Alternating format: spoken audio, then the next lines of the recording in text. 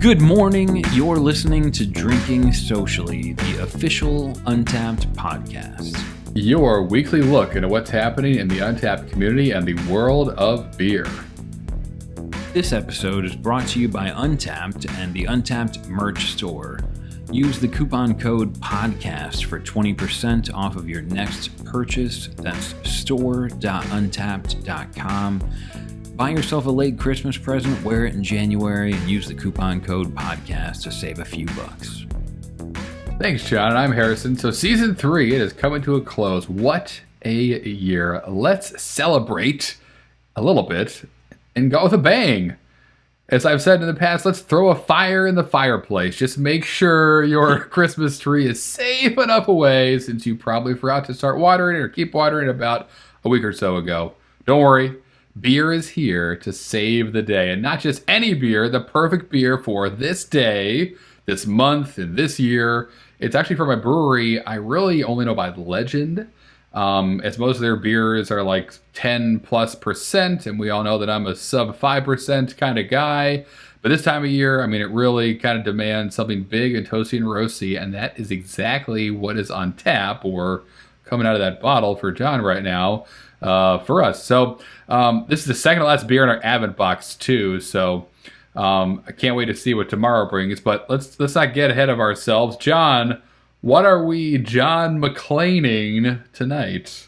I assume by John McClaning you mean diffusing, and this is Prairie's Christmas Bomb is the beer of the show tonight. So clever wordplay and throwback to one of the best movies ever.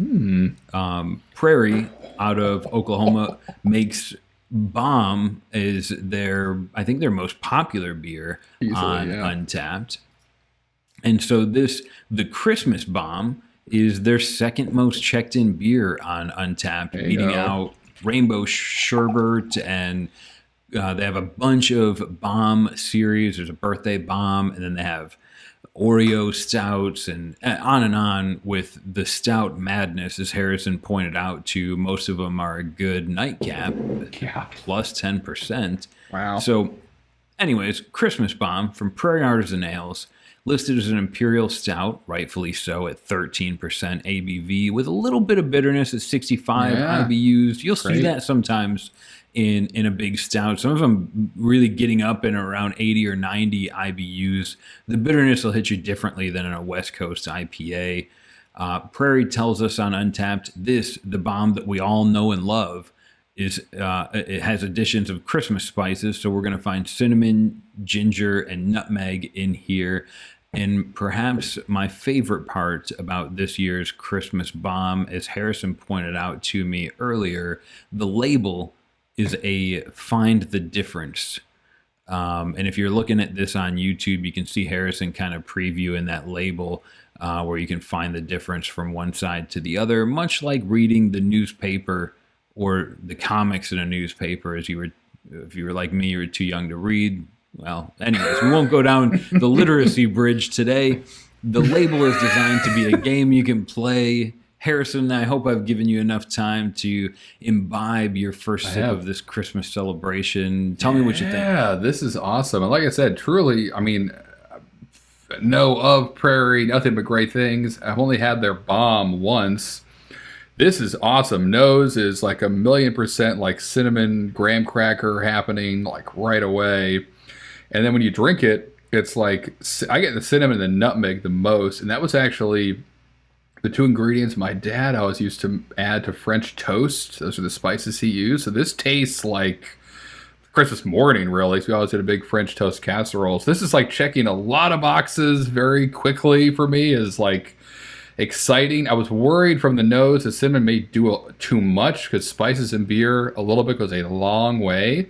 But this is like, it's like all this, the ginger, the cinnamon, the nutmeg, it's all kind of happening there in the first sip. So this is blast, but as it kind of been the theme for the past couple episodes of these bigger beers, I'm excited to see kind of what this does as we give it a little bit to open up. But what do you got, John? First sip, what are you experiencing? I'm still thinking about your dad's French toast. My secret ingredient is almond, but yeah, It's not a French toast episode. We're talking about Prairie's Christmas bomb. So sometimes when I drink a big stout, I always am most taken by the fact that I can't taste the booze in it. Right. This one, my first thought is I can taste the booze in it. And I get, but I mean, it's not boozy. It's just, it warms me up as I drink it like a proper whiskey should. Yeah. So I'm grateful for that 13%. It's nice to kind of know that there's some heft in this thing. Yeah. And the flavor for me, that's the biggest lingering memory as I sip on this beer. It's cinnamon. It's comfortable. It's like Christmas morning. We just drank through Mad Elf, which tasted to me like a British Christmas. This tastes like we just got back from like an IHOP Christmas pancake breakfast. Exciting. At 3 a.m, right? Yeah. One of those late night check-ins at the IHOP that serves incredible Imperial stouts. Cinnamon's the biggest takeaway from the spice. You get a little bit of bitterness, a little bit of chocolate, maybe even a little bit drier than I assumed. Yes, actually, likewise. I'm sitting here now, kind of the roast sits like almost coffee on my tongue, which is cool. That works. Totally fine with that. Yeah, I won't complain about coffee ever in a dark beer. Likewise, this is fantastic. Cool. So both obviously digging it right out of the gate. And as is now tradition, let's see what the BJCP has to say about this style. So, style 20C is an Imperial Stout, which, of course, we all know is another broad category. They don't have one for like a spiced Imperial Stout, or which this one is. So it just kind of would fall under the same category. And they're pretty generous with the kind of description of what a stout can be. An overall impression from BJCP is an intensely flavored, big, dark ale with a wide range of flavor balances and regional interpretations. Roasty burnt malt with a deep, dark or dried fruit flavors and a warming, bittersweet finish. Despite the intense flavors, the components need to meld together to create a complex, harmonious beer, not a hot mess. And that is a great way to kind of write hot mess. Great band name, great. My autobiography might, be called Hot Mess one day.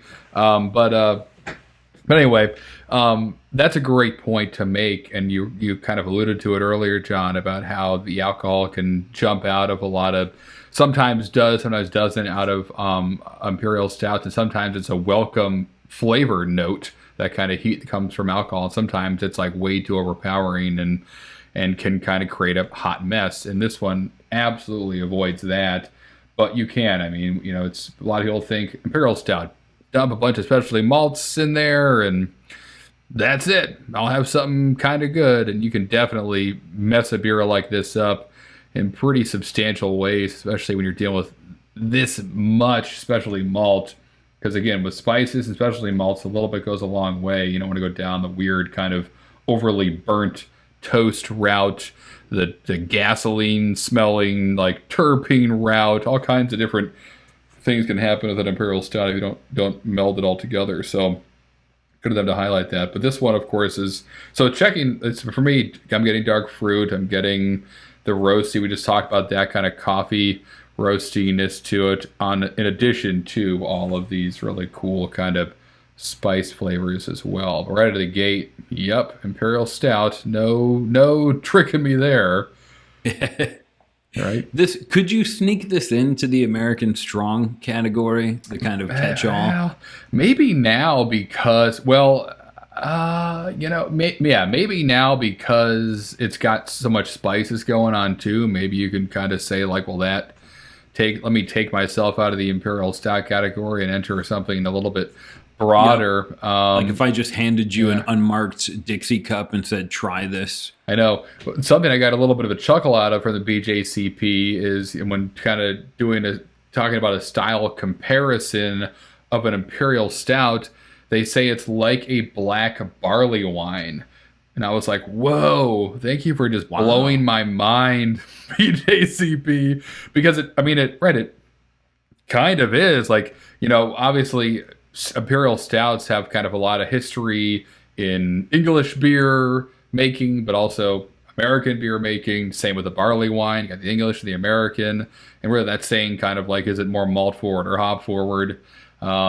There, but like, yeah, like, right, is this Imperial Stout just a black barley wine? Is a black barley wine a light stout? I feel like that's a would you rather we may have to tackle right some way. It's all about perspective, but I got to chuckle out of that. We're right, like we kind of talk about all these categories, but it's kind of clear as you sift through how the BJCP and really the beer world looks at distinct flavors and profiles and styles, that there's a lot of crossover, a lot of relationship to each other.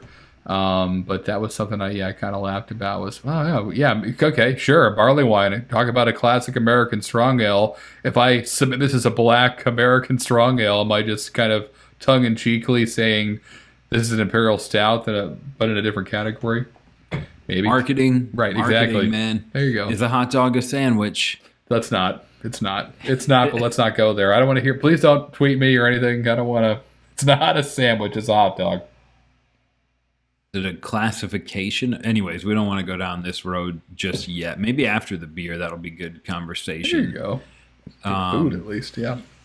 You mentioned, I think for me, when you mentioned early on, the quote I'll steal from you is not a hot mess. Mm-hmm. So this beer with the flavors, like if I just sip this and kind of chew on it for a while, there's a viscosity that comes with this that I attribute to most Imperial stouts that I've had. There's a mouthfeel that's recognizable.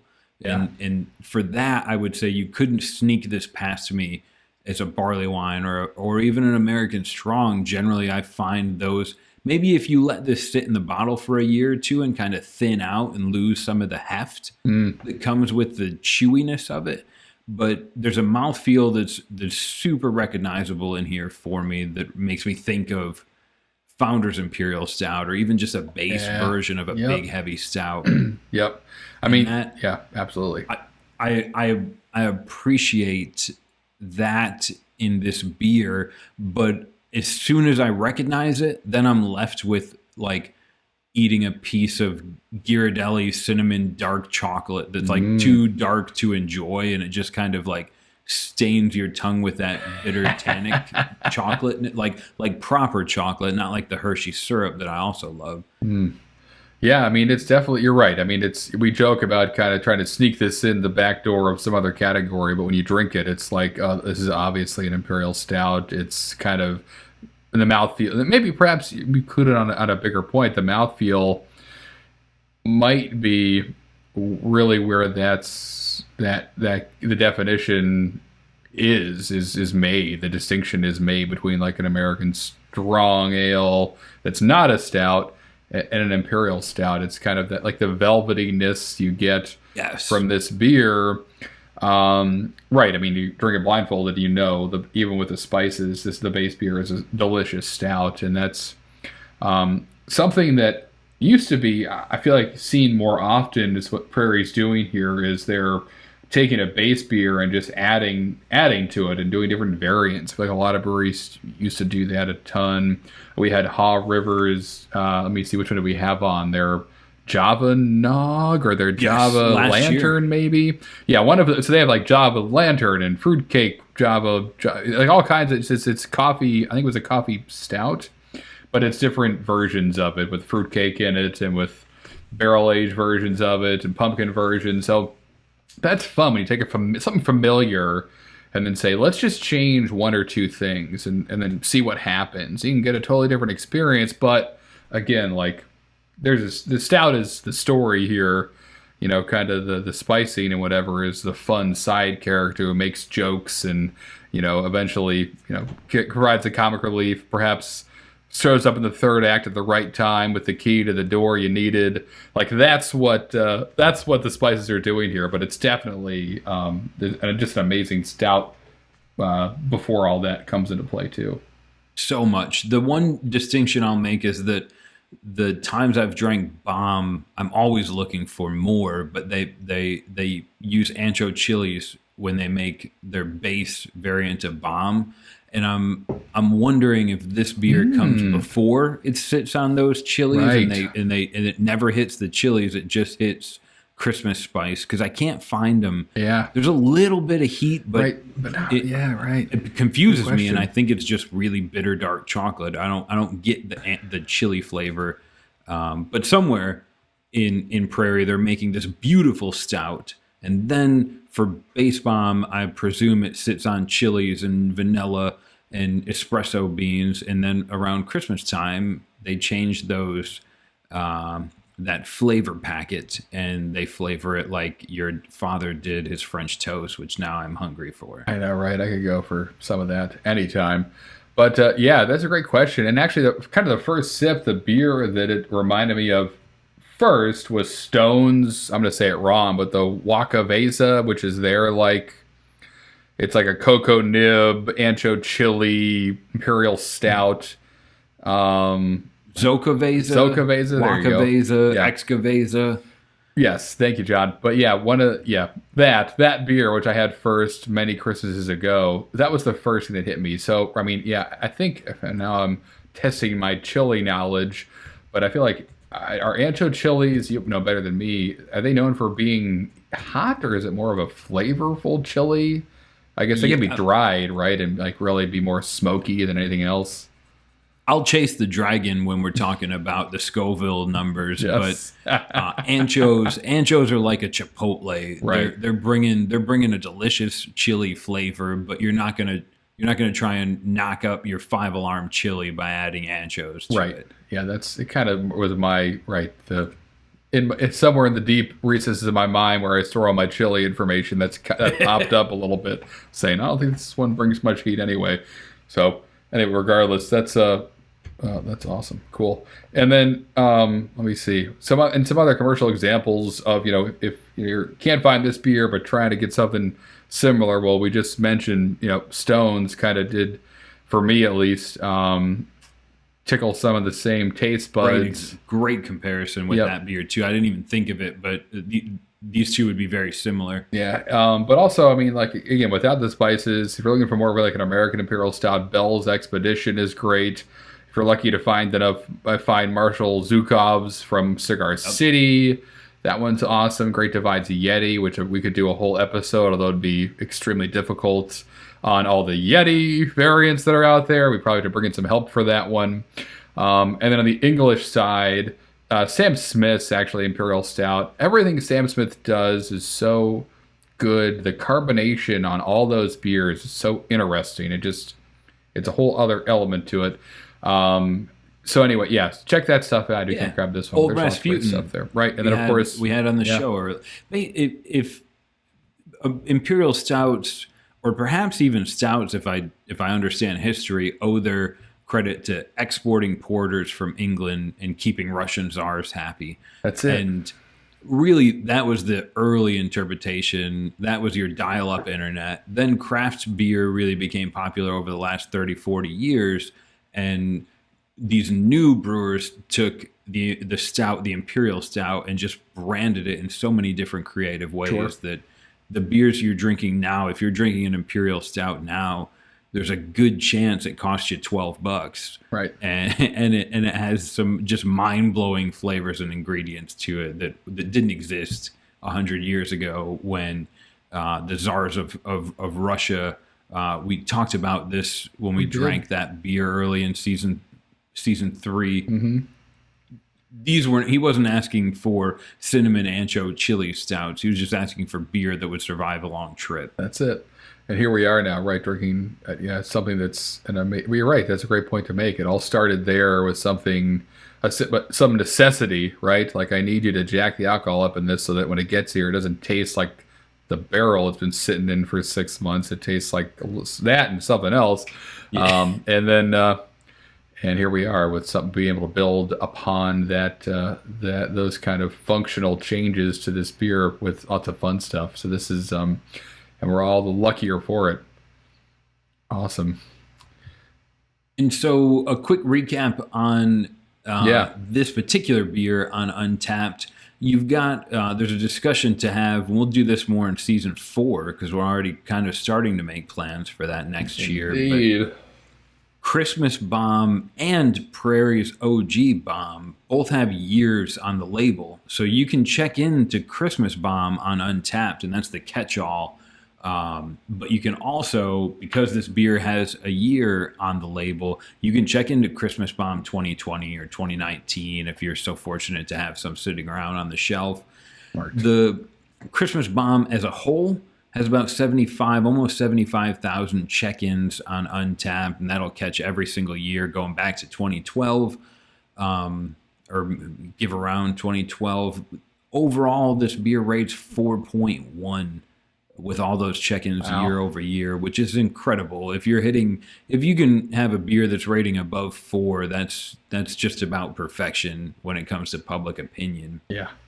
And as Harrison said, this is basically the base beer with Christmas spices added to it. Year over year, is it different? I can't say 100% that it is, but because I'm an assumptive type of person, and I'm good friends with Harrison, who's actually worked in a professional brewery before, can I make a safe assumption, Harrison, that there's some slight differences from year to year when they produce this beer? It seems like it, and even if they, officially, it's, no, like if it's whatever you're adding to this, the spices, all that stuff, it's going to be, there's so many variables, right? Like, if there are chilies in this, how hot were they that year? Did you adjust the heat and add less chilies, or is a spicier, crop than you were used to, or not?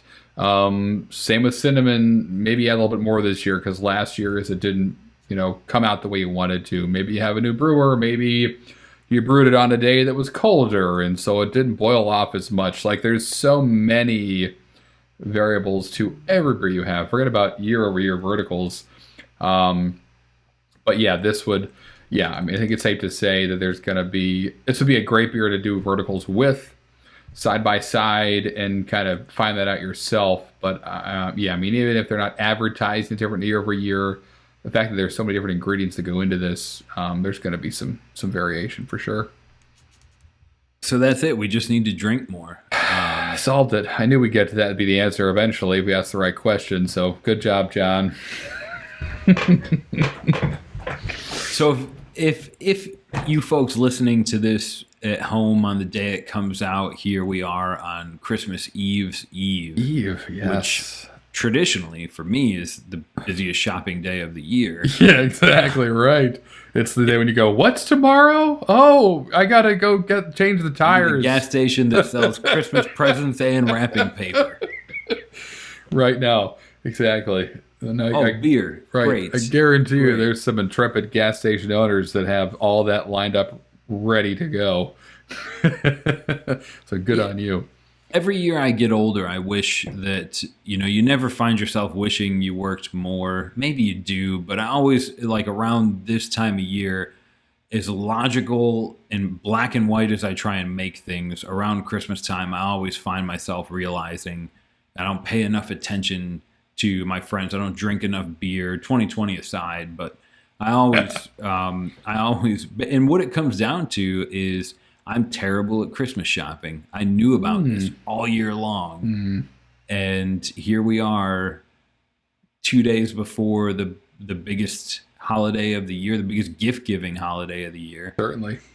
And I'll sit here in my head and I'll justify it by saying, like, I'm not giving in to consumerism, but at the same point, so it's a great time if you do have those beers in the cellar that you've been sitting on. That's what I hope my Christmases become, are just an excuse to share some beer and educate the people I love with, like, this is why the beer tastes like cinnamon candy, and share it with people. That's my favorite thing to do. I don't know. I just went off on a tangent there, Harrison. I meant to ask you about, what do you do on Christmas Eve, Eve? You have a family. You live the grown-up version of the life I sometimes wish I had. What's Christmas like in your house? You guys watching movies? Are you sitting around the Christmas tree asking if you can open a present early? Right. Yeah. Sure. Yeah. There's plenty of tradition and more we kind of add each year. A lot this year. I think the Christmas lights went up like the day after Halloween because why not? It kind of didn't waste any time setting things up because not much else to do. So this year's been a little different. Yeah, stockings are all up already, and they've been up for about a month. So, but that aside, I mean, yeah, there's definitely a lot of movies that we watch around Christmas, before Christmas, traditionally kind of starting right after Thanksgiving with either National Lampoon's Christmas Vacation, which is an undeniable classic, right? And then sprinkle in, because I do have younger kids, we kind of watch like The Nightmare Before Christmas from like October through January, because it does that beautiful job of crossing the Halloween and the Christmas worlds kind of just by the story it tells.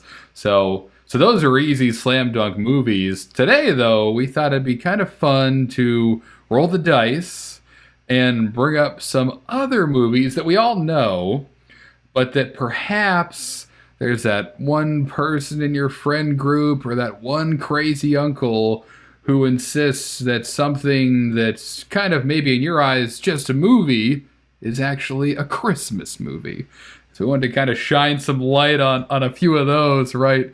And maybe stir up some debate out there in the interwebs, or just laugh about how great the movies in the 80s were, as we go through probably a fair amount of them right now, and give our hot take, if you will, on if these movies that maybe you're not thinking of when you think about The Christmas Story and Home Alone and Elf and all that stuff should perhaps be on that same list. So let's get started, John. Let's go through this.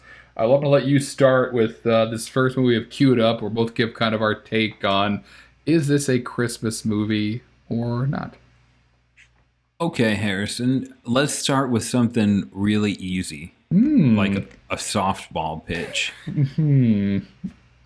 Gremlins. When you think of Gremlins, is this a Christmas movie? When you say Gremlin, I first think of Wayne and Garth's car with the flames on the side of it. I think it was a Pinto. Might have been a Gremlin. Anyway, but so for this movie, my answer is a definitive yes. Why? Well, first of all, the Gremlin itself was supposed to be a Christmas present. So already kind of the whole premise of this movie wouldn't exist if Christmas didn't exist. So Christmas gets the ball in motion. Obviously, it takes place in and around Christmas. There's tons of Christmas decorations, all that stuff. But ultimately, Christmas is, movies are all about kind of, redemption and giving and caring for others. And that also, all those ingredients come into play as well as, the main character is forced to save his friends in his town from, crazy little monsters that are attacking them. So yeah, all the Christmas themes, checked all those boxes easily. But for me, yes, this is a Christmas movie. But it kind of lands in that cool category that Nightmare Before Christmas does, where you can watch it really like any time October through Christmas. It's got a wide berth there. And those are the best movies, when it's kind of like any excuse for a quarter of the whole year you've got it. Any given day, you can watch this movie and write it off as, yeah, this is totally okay and appropriate. What about you? What say you, John? What do you think? It's not. I feel like I only see, like, Gremlins is a classic movie. If you've met Harrison and I, you probably know that these are all about to be 80s films. But it's something I feel like I only see around Christmas time. And for me, as a person that tries to logic everything, Gremlins are just like Santa's elves, but from Mordor. So yes, it's like a Christmas tale for the naughty kids. There you go. I don't fully understand how the water thing works, but basically Gremlins is just a cautionary tale to be good. Don't hydrate. capture the elves. If you do, please don't feed them or go swimming with them. But basically, if you're on the good list, Christmas works as Hallmark will tell you that it does. And if you find yourself on the bad list, then you can expect Gremlins to ruin your Christmas. The question that I find myself asking are, you had like the original air quotes gremlin that spawned all the ones. Sure. Does that Mogwai. creature have the same name as the character protagonist from the Jungle Book? So Mogwai, I think they're Mogwai, right? The Mogwai are what they're actually called, and I think Mowgli is the name of the Jungle Book's lead human. You helped me so much in live and real time, Harrison, because I was like, wait, I'm getting both of them confused in my. But I think actually now that I'm sitting here, I think they may be spelled almost exactly the same. Maybe it's a pronunciation thing. I don't know. A deeper dive podcast may be in order for that, but in terms of how they're pronounced in each movie, it's Mogwai and Mowgli. Spelling to be determined. But yeah. Good question. My brain, a part of it awoken that had been long dormant. I can see it. I can see the blocks falling off the assembly line. Exactly back right. to it. What movie do you have queued up, Harrison? All right, cool. So this one's a classic, no question. But is it a Christmas movie? So John, I'm going to ask you now. Edward Scissorhands. What say you? Christmas movie or no? Classic film about barber school. It's a Tim Burton film, so I'm inclined to say yes, because I feel like all of his movies can be Christmas films. I'm envisioning Winona Ryder, snow falling around her, but then I kind of get detracted about, like, there's an inventor that lives up the road in a castle, Santa Claus. This is a fabled kind of retelling of Christmas through the eyes of a madman, Tim Burton. Yeah. The real question here is Eddie Scissors, is he playing the role of Santa or merely Rudolph? Yes, it's a Christmas film. Who is Edward Scissorhands supposed to be? Harrison, what do you think? Good. Is he right? Is he Santa or is he Rudolph? Or is he more of like a Cindy Lou Who, perhaps trapped in the middle between two realities of kind of the gossipy world of the cul-de-sac universe that he's been kind of weirdly thrown into, and then some greater truth out there that he's yet to discover, which really starts with learning about who he is. I mean, again, lots of lessons there to be learned, and Christmas is more about that. I'm going to say Christmas is about 90 different things today, I think, but that's okay. Just roll with it. Christmas is about learning and growing. Christmas is about elves and battling Darth Vader. What? 13% Stout from Prairie. Yeah. All those things are right. But, so I think it can be left up to interpretation. Perhaps Edward Scissorhands is many things, much like the kind of the artwork he creates with all the hedges. He can be creating many. He can be many things to many people. But much like Santa Claus. Fair enough. Kris Kringle, Father Christmas, Papa Gijo, all those things. Accurate. For me, though, I mean, you make a great point, John, about the kind of inventor being much like a Santa Claus character. When I think about it first as a movie on its face, I don't see it as a Christmas movie. It certainly ends with like the magical Christmas finish, and perhaps that's the point. So maybe you're converting me live in real time. That right. I mean, that's the kind of the journey, the dream of my life, the journey that everyone kind of takes each year. This time of year is to kind of take a moment and look outward. What are other people doing? What can you do to help? All that sort of stuff. Certainly, if Edward Scissorhands doesn't make you look at yourself and go, thank goodness I don't have scissor hands, and start to be grateful, then nothing else will. How else would you expect to get into your awesome waterbed without scissor hands? It's difficult. He showed us all that. Showed us all how ridiculous Edward had waterbeds scissors for hands. Rudolph had a nose so bright. He had to guide Santa's sleigh tonight. Man. Of course, we all know how that turned out. I feel like we're uncovering this. I'm unpacking it. But if anybody has ever, like, one thing I get accused of a lot is being I can't say this on the air, so we'll say a waffle stirrer. There you go. Or somebody that likes to incite a debate like this. So let's move on. Edward Scissorhands. I think you heard it here first, folks. Definitively a Christmas movie. Yes, check. Christmas, winner. Here's the one that kind of, you see this on, if you watch anything on the television. Sure. Apparently people are trying to debate this now. So Harrison, let's weigh in with some authority. Die Hard. Yes. Christmas movie or no? foolish the debate. Foolish the debate. On a personal level, I mean, this is my Christmas Day kind of movie, and as a joke growing up, probably starting around age 16 or so, when I sneakily watched it without my parents knowing and learned how awesome it was. Every Christmas morning, when no one was paying attention, I would grab the remote, turn on the TV to Die Hard, and just play it and ignore it.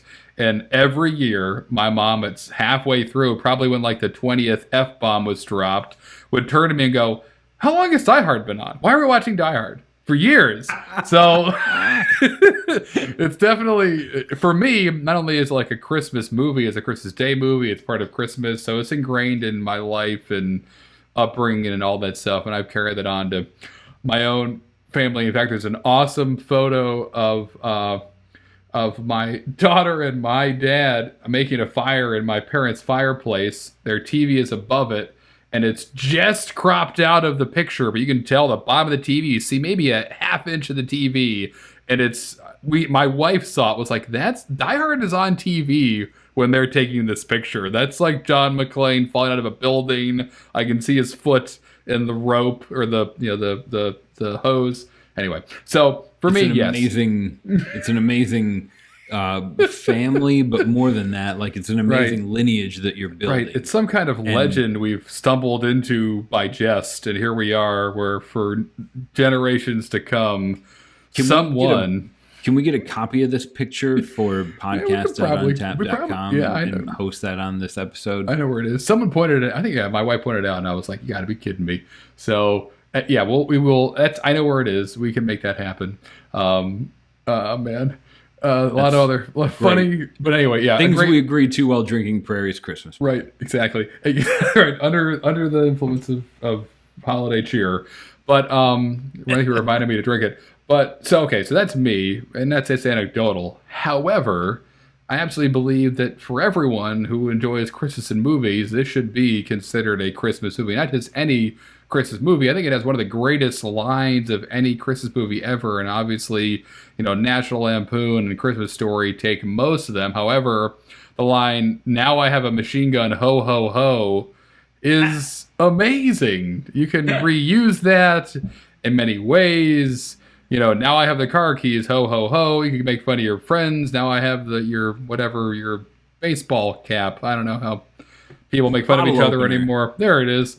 Ho, ho, ho. It's like a meme of a line.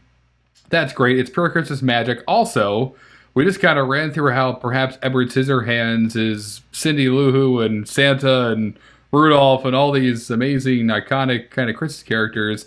I would say John McClane struggles basically as an allegory for Santa. You have John McClane getting stuck in a vent, while Santa is known to get stuck in chimneys. Okay. You have a building, the Nakatomi Plaza, is full of villains, the naughty list, and the employees, the nice list, except for Harry Ellis, who's obviously the worst, and he's on the naughty list. So McClane doesn't have a sleigh, but he has a limo driver driven by the noble Argyle, who shows up just in the nick of time with Christmas lights blaring, much like Rudolph does for Santa, with his light guiding the way. So, and my favorite is perhaps no bag of presents for John McClane, but he does have a clip full of bullets. And that helps him deliver the sweet gift of freedom, John, to all those presents hostages. Of freedom. Right, that's right. Exactly right. You could say, so the list goes on. I could talk about for years probably how this was really a greater story being told, perhaps the oldest story we all know, the story of Santa, but just kind of converted to 1980s LA. So Twinkies for all, to all a good night. This is absolutely a home run of a movie, of a Christmas movie. It ends with a snow scene in LA, which is nothing but Christmas magic. It's one of the best movies of all time. If you needed an excuse to watch it, now you don't. Pop it in the old VCR, or since those are all gone, order it on demand instantly from your phone and watch it. Channel 3. Turn the TV off again. To 3. Get away. Don't touch the microwave. I'm trying to watch Die Hard. Right. That's the tracking. Those days are long gone. But yeah, this one I'll watch it Christmas Day with my family, probably, even though most of them are very young. But certainly Christmas Eve. Yeah, I'll sneak it on as well and see how long it takes for my wife to look up from her book and go, how long has Die Hard been on? And we'll see what happens. But I've John, got the remote now. Right. Huzzah! Whatever. Cheer. There's nothing I can say. That was perhaps one of the most, maybe not eloquent, but indebatable arguments I've ever heard about anything, including physics. Die Hard is a Christmas film. If your local news anchors disagree, they're probably Manchurian news anchors, or they've never seen it. I have nothing to say other than Bruce Willis is ageless, and I feel like, if anything, that film was put forth by the fruitcake industry to give people something to listen to while they re-gift fruitcakes years and years beyond. I mean, the movie's, 30 years old at this point? Least, I think it's actually more. I think it's actually, well, maybe about, yeah, sure, right. What would it be, 94 or so, maybe earlier? Is it earlier? It must be earlier. It's old enough to drink, and that's a qualifier. Because Die Hard 2 is another movie. We don't have time for that tonight. That's more of a Thanksgiving movie, but we'll get there later. But it's funny to watch that movie because it's snowing in like November in Washington, D.C., and here we are having like 10 days in the 70s in December already. So different time. Anyway, what's last? We have one more to finish up. We have, so Tim Burton comes back again on this list with, this time, Batman Returns. You could say another Edward Scissorhands type character of Batman, but maybe not. Maybe I'm way off base here. John, what's your hot take on Batman and Christmas? What's happening there? Tim Burton is a magical character akin to Wes Anderson in his filmmaking, but not only was this the worst Batman ever made, including my 11-year-old nephew that made a Batman with crayons and old paper. This was a horrible Batman. That's subjective. That's my opinion. If you haven't seen it, don't watch it. Don't waste your time. It's horrible. Hot take.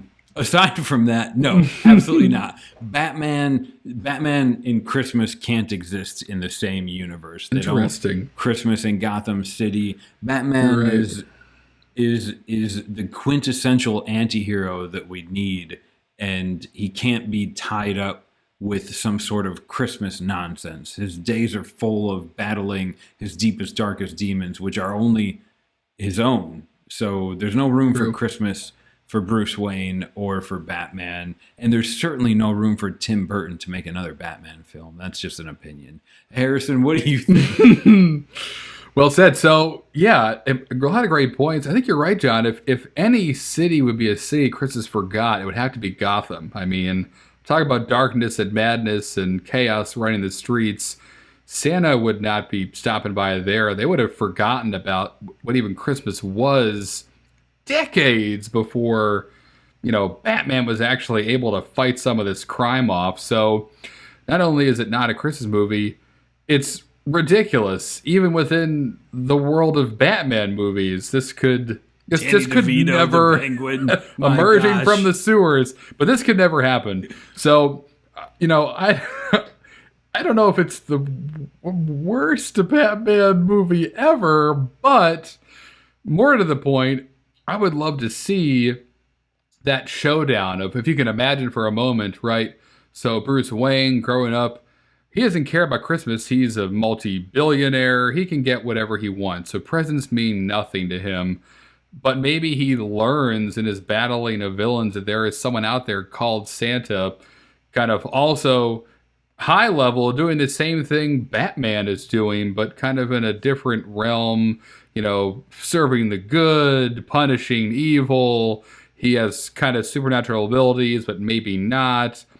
Instead of Alfred, he has a band of elves. Instead of reindeer, he has Robin. So, right, there you go. So, again, it's not hard to find parallels between any story, but we're not working very hard right now. But so right, and what I want to see is the movie where Batman kind of maybe his ego is a little dented, learning that Santa's doing this for the whole world, while he's just struggling with one city, and confronts him one night, and they duke it out. That's what I want to see, is some kind of, underground graphic novel of Batman and Santa. Batman versus Christmas. Yeah, or something like that. Exactly right. Kris Kringle and Bruce Wayne. Maybe he fights with Bruce Wayne, and I don't know. There could be all kinds of stuff. Turns out that Santa Claus is played by the Riddler or the Joker or Bane or Batman's dad. Who never died, but just left him. Smart. Sorry. Right. Tangential. But I could see that happening. Sure. So anyway, not a Christmas movie. Perhaps an even bigger missed opportunity to do the origin story of both Batman and Santa, and how those paths ultimately interacted and then destroyed the known universe. So keep working, Tim. Eventually you'll figure out how to make movies. But until then, give us a call. Whew. All right. Okay, we're getting towards the end here. Let's do a quick double check, though, of our beer. Now, we've been talking about how it may open up since the beginning of the show. I have a little bit left. I kept putting it down because I was chugging it like an inexperienced beer person. Ooh. Mm-hmm. Like many things, this has gotten better the more I drank it. Smart. But no, I find a little bit of vanilla in there. It's warmed up. It's kind of, the little tiny bits of flavor with that warmth have kind of come to the surface a little bit more. So it's less egregious bitter dark chocolate, and now it's more like a warm lava cake or fudge cake with a little cinnamon. Not drizzle, but like where you put the cinnamon in the fine strainer and then you tap it, and it falls on the plate. Kind of dusting, like a cinnamon. Good, it's working. So yes, love that. I said graham cracker initially. I'm still getting that, but it's like, all the flavors have come together so well. It's dark chocolate, it's coffee, into cinnamon, into a little bit of crackerness. There's vanilla happening. Crackerness. There you go, crackerness, yes, of the graham variety. And then, but there's also, I don't know if I'm imagining if it's the alcohol kind of playing tricks on my tongue, but I feel like, it's like a faint heat. It's like it's not spicy heat, but there's like a heat. Maybe it's coming from, if there are anchos in here, the anchos. It kind of reminds me of beers with peppers I've had in the past, but it's awesome. It's gotten, everything at once has become like more pronounced, but more blended together, and I'm getting all new flavors from it. So this has been great to kind of sit on this beer and enjoy it with you, John. This has been a lot of fun. And I'm finishing my year on the podcast drinking a 13% stout. I began my year drinking a 13.5% stout. So it seems sometimes things don't change, but make sure there's a little bit of time left. Check your own year in beer. Hopefully get some nice Batman or Edward Scissorhands gifted stouts in your stocking. But either way, I hope you end your year with some delicious beer. Keep checking back on Untappd's Year in Beer. Those will keep updating through New Year's Eve. You may find that fateful night, New Year's Eve, sometimes we envision kissing our future loved ones.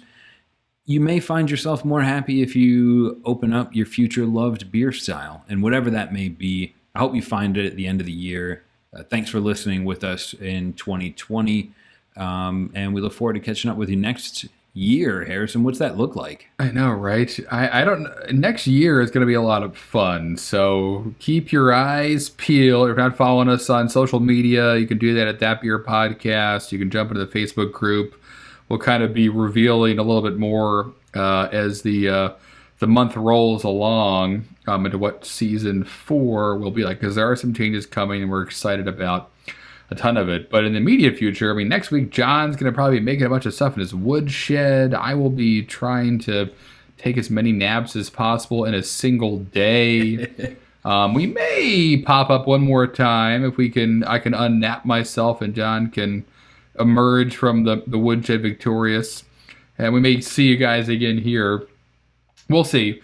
But regardless, happy holidays, Merry Christmas, Happy Hanukkah, Merry Kwanzaa, Happy Yule, all that other fun stuff you're maybe celebrating. Enjoy it. Have fun. We're thankful you guys are here. This is a blast to do this. It really is a lot of fun. I didn't need an excuse to drink with Job, but I'm glad that I have one because this is easily a highlight every time it happens. So, and to share it all with you guys and to tolerate our ridiculous breakdowns of Batman and Santa and everything else we kind of step into in this show, it's really cool. It really is. So, thanks for all that, and we want to pay you back next year with a lot more fun stuff. So, keep tuned into what that may be. If you agree with my review of Batman Returns, please go to iTunes and leave a review of this podcast about how correct we are in our movie reviews. If you disagree, forget this ever happened. Yeah, say nothing. And let me know how. How is Batman Returns? Anyways, show notes for this show and all of the shows from Season 3 are going to be available online at podcast.untappd.com. Wherever you're listening to this, of course, you can find our previous episodes on there. If you have any questions, good ideas, feedback, pictures of yourself watching Die Hard as a child, opening Christmas presents, send them to Untappd, tag us in social media, or connect directly with me and Harrison in the Facebook group, facebook.com/drinkingsocially. Tune in for some really cool updates. For Season 4, I believe the quote is, "We've got the badge now, ho ho ho." Harrison? Other than that, we'll see you guys next year. Ooh, well caught. Yeah. Have a great holiday season. Enjoy the last of your December and your first of 2021. See you soon. Cheers. Just a little bit. I'm really chugging along here. Chug. This stuff affected me.